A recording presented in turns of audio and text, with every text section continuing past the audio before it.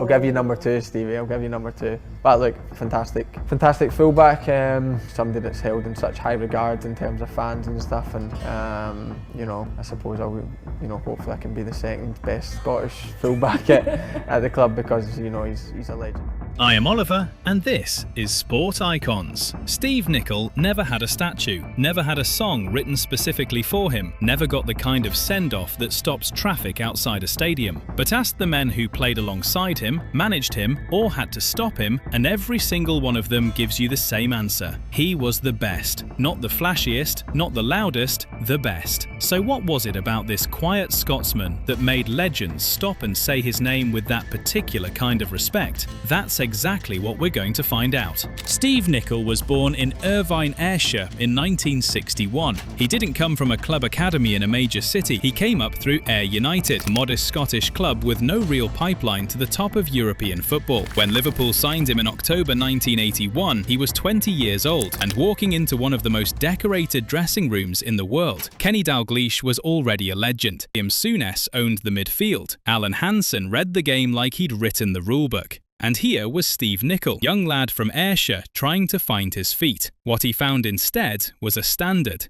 Liverpool in the early 1980s didn't tolerate passengers. Every training session was competitive. Every reserve game mattered. The squad expected each player to carry his weight or get out of the way. Nicol absorbed all of it. He didn't shrink from the pressure. He grew into it, slowly and without any of the fanfare that usually surrounds a young talent finding his form. The thing that made Nicol different from the very beginning was his willingness to play anywhere and complain about nothing. Dalglish later described him as the ultimate utility man. Player who could slot into any position and perform at a level that made you forget you'd ever asked him to move. That kind of selflessness is rarer than people think. Most players at that level have a position they consider theirs, a role they've spent years building their identity around. Nicol had no such attachment. The team needed him somewhere, he went there, and he delivered. But it wasn't just positional flexibility that turned heads. From those early years, teammates noticed something in the way he read the game. Hansen would later point to Nicol's positioning as the thing that separated him from ordinary defenders, his ability to be in exactly the right place before the ball even arrived, which meant he almost never needed to make a desperate lunge or a sliding tackle. He made defending look calm, because for him, it largely was. The chip on his shoulder, if he had one, never turned into bitterness. It turned into output. Year after year, match after match, the young man from Ayrshire kept proving he belonged, and eventually there was no argument left to make. Ian Rush knew better than most what it meant to have the right player supporting you from deep. His job was to score goals, and he scored them in extraordinary numbers. Behind a lot of those runs and finishes was Steve Nicol, doing something that rarely shows up on a highlights reel. Nicol's attacking contribution from the right-back position gave Liverpool an extra dimension that opposition teams consistently struggled to plan for. He wasn't just covering his flank and knocking safe passes sideways. He was bursting forward, creating angles and arriving in the box at exactly the right moment. Rush pointed to Nicol's hat-trick against Newcastle United in September 1987 as the clearest example of what the man could do when given the freedom to express himself. 3 goals in a single match from a defender. Not tap-ins, not lucky deflections, 3 genuine contributions from a player who was supposed to be watching the other team's wide men. Rush respected that, called it world-class service. Coming from a striker who had worked with some of the finest players in European football, that wasn't a word he threw around lightly. Graeme Souness saw something different in Nicol, though the respect was just as deep.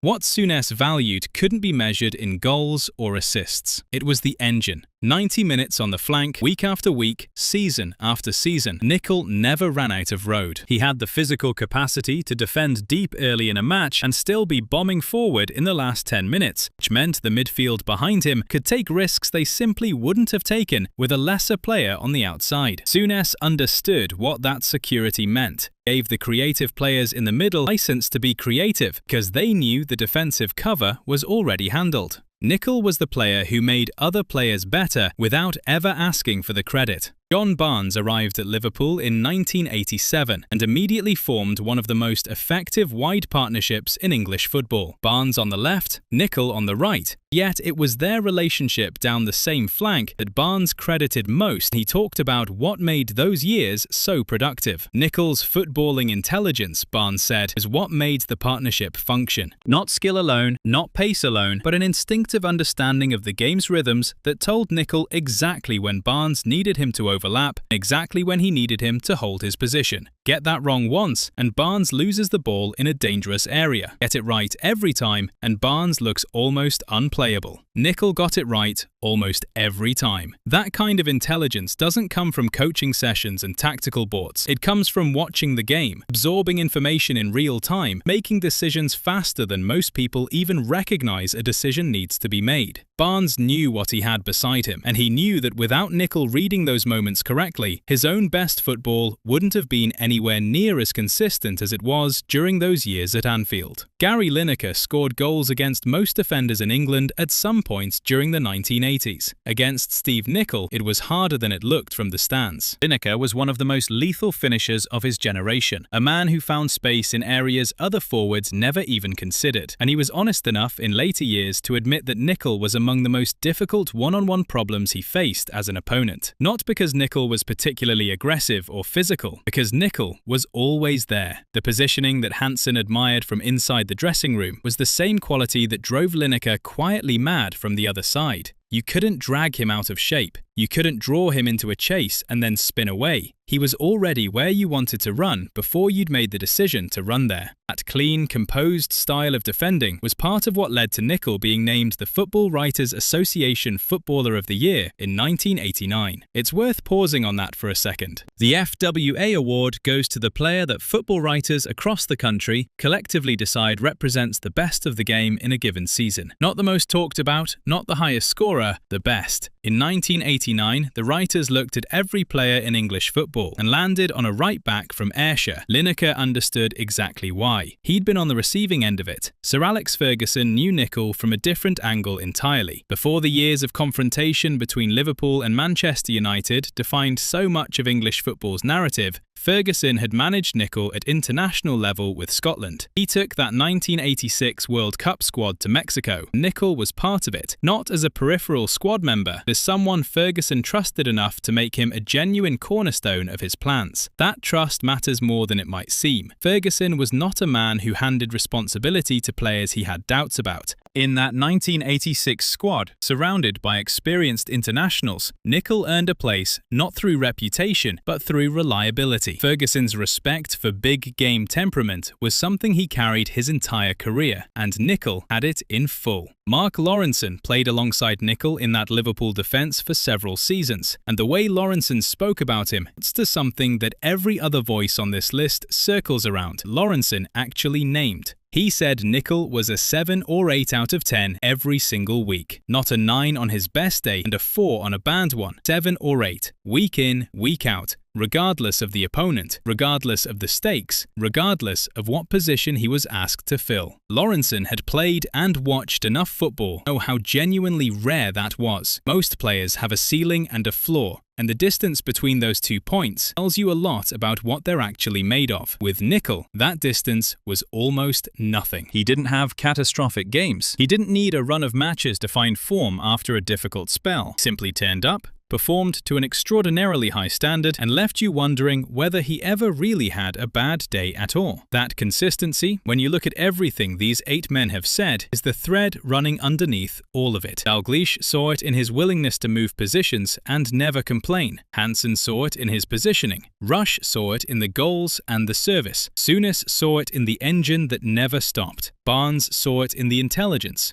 Lineker felt it every time he tried to get past him. Ferguson trusted it at a World Cup. And Lawrenson put a number on it. 7 or 8 every single week for years. After the playing days ended, Steve Nicol did something that most decorated footballers from his era didn't do. He crossed the Atlantic and built a second career almost entirely from scratch. In 2002, he took charge of New England Revolution in Major League Soccer. No fanfare, no media circus, no long farewell tour of the English game he'd served so well. He just went to work. What happened over the next decade told you everything the 8 men in this video had been saying about him all along. Nicol took a mid-table MLS side and turned them into something people actually feared. New England reached 5 MLS Cup finals under him. 5. He didn't win them all, which is the fact that tends to get mentioned first, but reaching 5 finals across 9 seasons in a league where parity is built into the structure is a coaching achievement that demands serious respect. Players at Revolution spoke about him the way his Liverpool teammates did, a man who demanded a standard, set it clearly, and held everyone to it without ever making it personal. Taylor Twellman, who played under him at New England, put it plainly when he said that 90 minutes against a Nicol-coached team was pure hell. That was the reputation. Not a gimmick, not a tactical novelty, just a deeply organised, relentlessly hard-working unit that refused to lose games they had no right to win. That philosophy, if you trace it back, was exactly what Graeme Souness had valued in him as a player, the engine, the refusal to accept that effort had a limit. Nicol didn't stop running at Liverpool. He didn't allow his teams to stop running in Massachusetts either. The punditry career that followed, primarily built around his work with ESPN in the United States, showed another dimension entirely. Nicol on television is direct, occasionally sharp, and completely unbothered by the idea of upsetting anyone. He'll tell you a player was poor in clear language, he'll disagree with conventional wisdom, and back it up with specifics. There's no performance in it. He says what he sees, which is exactly what you'd expect from a man who spent 15 years reading the game at the highest level. What's striking, looking at the full arc, is how consistent the character is from beginning to end. The young player who moved positions without complaint at Liverpool became the manager who asked his players to do whatever the team needed, and then became the pundit who said what he genuinely thought rather than what kept everyone comfortable. There's a through line in all of it, a basic indifference to the kind of ego that ruins footballers and managers alike. The 8 legends who've spoken about him in this video noticed it from every angle. Dalglish saw the selflessness, Lawrenson quantified the consistency, Barnes felt the intelligence, Ferguson trusted it at a World Cup, and Lineker felt the quiet frustration of facing someone who'd already solved the problem before you decided to create it. None of them are describing a player who needed the spotlight to function. They're describing someone who made the people around him better week after week simply by doing his job with complete and total reliability. That's a rarer quality in football than a hat-trick against Newcastle, and every one of those 8 men knew it. Football has a habit of forgetting the players who made everything work without demanding recognition for it. The ones who get remembered are the goal scorers, the captains who lifted trophies in slow motion, the characters who gave journalists something to write about. Steve Nicol gave journalists very little to write about, which is probably why his name doesn't land with the same immediate weight as some of the men who've spoken about him here. But strip away the noise and look at what he actually did. 4 league titles with Liverpool, 3 FA Cups, a European Cup,